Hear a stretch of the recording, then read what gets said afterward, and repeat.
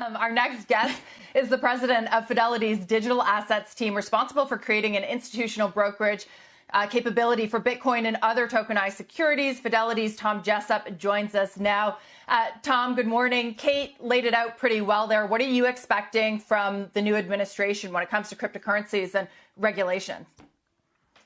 Yeah, good morning. Yes, I agree. Given Chairman-elect Gensler's experience in the space and what he's been doing in recent years, I think it paints a more generally constructive attitude or picture in terms of what we might expect going forward.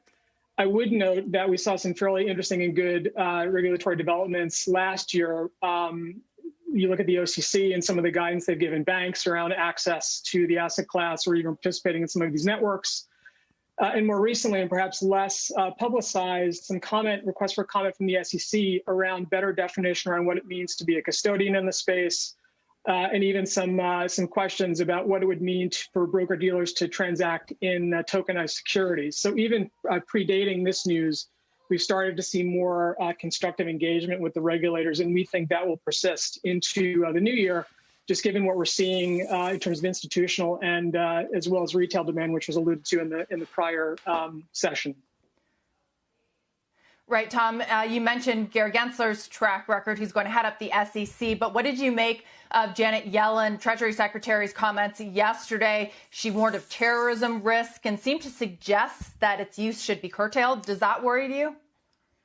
It does, but I think, there's an interesting report that will be issued by one of the companies that does forensic blockchain analysis, which is a tool that, we rely on in terms of operating our business. And they do an annual report of call it illegal or illicit activity on the Bitcoin blockchain by actually looking at network activity.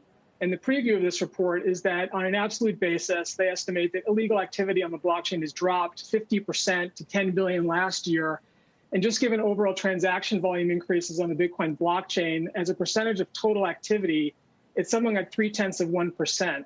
So I think when we think about this concern, it is a valid concern, but I think that there are perhaps other places to look in, call it the non-digital economy, where this activity is occurring with greater frequency and in greater size. So I would not diminish the risk, but I think the risk is potentially smaller than people might suggest it to be, and it's diminishing or declining on a year-on-year basis, which again is positive in terms of further development of this ecosystem.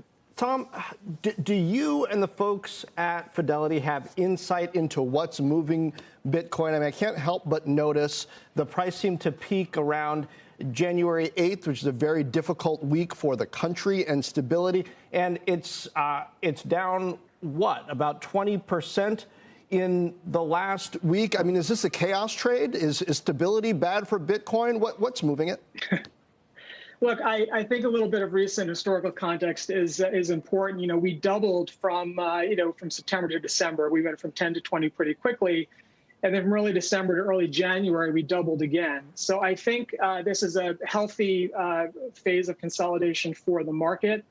I think given that, this market is still very much in its adolescence, it's hard to attribute price activity to specific factors. One interesting thing about the blockchain is that you can actually look at the data. You can see where the money's moving. There have been some reports recently that show there's actually some underlying bullish trends on the network where investors are moving coin off exchange. Typically, what you see is investors move coin on exchange as a precursor to selling. So I think this is just some healthy profit taking and some consolidation. I will say that our clients, institutions that work with us, have been steady net buyers throughout this entire period, and we continue to see strong demand among institutions for access to the asset class. So that's really our perspective on what's happened recently.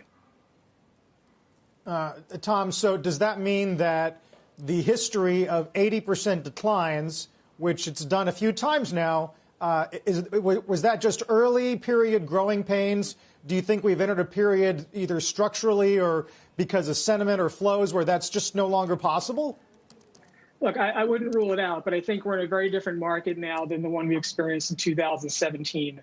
I think the composition of investor interest has changed dramatically. We've moved from, in 17, a very retail-driven frenzy into the final weeks of that year, and now we're seeing much broader-based institutional adoption. You're seeing this certainly from service providers like us in our business. You're seeing this through open interest on futures exchanges.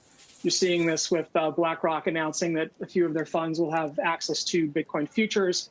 I also think the market's maturing. There's more liquidity. Volatility is down about 50% from where it was in 2017. So we believe that the composition of this investor base and what's driving the market higher today is fundamentally different than what we saw 3 years ago. Shepard Smith here. Thanks for watching CNBC on YouTube.